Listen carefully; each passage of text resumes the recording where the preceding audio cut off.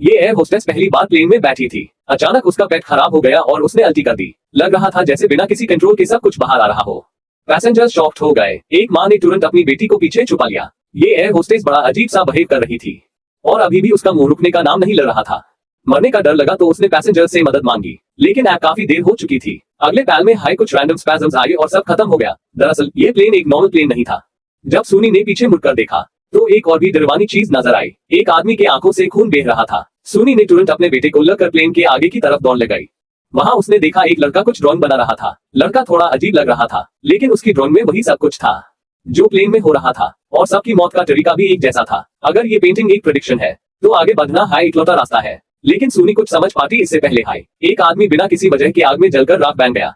घबरा कर सोनी ने तुरंत बेटा उठाया और भाग गई, पर एक दरवाजा खोला तो सामने दूसरा दरवाजा था। वो प्लेन के अंदर हाई हमेशा के लिए फंस गए। एक और कहानी में सिर्फ इसलिए क्योंकि बहू ने ब्रेकफास्ट में ऑमलेट बनाना भूल गई थी।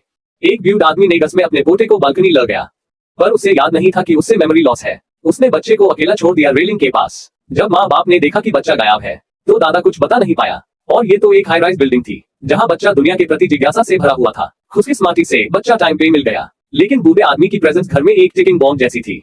फैमिली की सेफ्टी के लिए अकियान को एक प्लान याद आया। एक दिन उसने टैक्सी में एक आदमी से सुना था कि एक नर्सिंग होम है जहाँ सब फैसिलिटीज है और सबसे बड़ी बात वो बिल्कुल फ्री है। तो उसने सोचा कि माँ को वहां भेजेगा। लेकिन जब नर्स उससे लड़ जा रही थी, अकियान को कुछ अजीब सा महसूस हुआ। नर्सिंग होम का रूल था कि फैमिली सिर्फ रात में मिल सकती है और वो भी पहले से अपॉइंटमेंट लेना पड़ता था। लगता था जैसे जेल हो, लेकिन फ्री था तो सोचा थोड़ा अजीब रूल चलता है। पर माँ को लग गया कि बेटा उससे छोड़कर जा रहा है।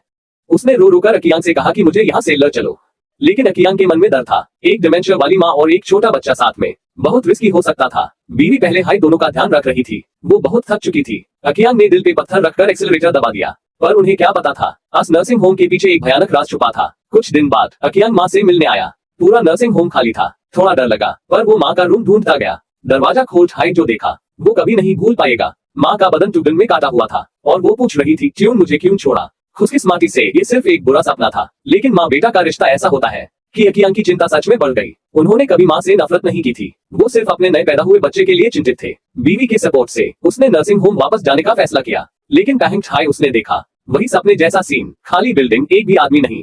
क्या ये सभी रूल्स इसलिए बनाए गए थे? अंदर जाके एक कमरे में आवाज सुनाई दी, लेकिन अंदर सिर्फ जवान लोग थे। ये तो ओल्ड एज होम था ना। तभी एक नर्स आई और बोला सब ठीक है। जब अकियान ने बोला कि माँ से मिलना है तो नर्स ने कहा माँ अभी मेंटली ठीक नहीं है, थोड़ा और वक्त लगेगा। हर बात का एक हाई जवाब अभी नहीं मिल सकते। तभी बाहर एक घंटी बजी।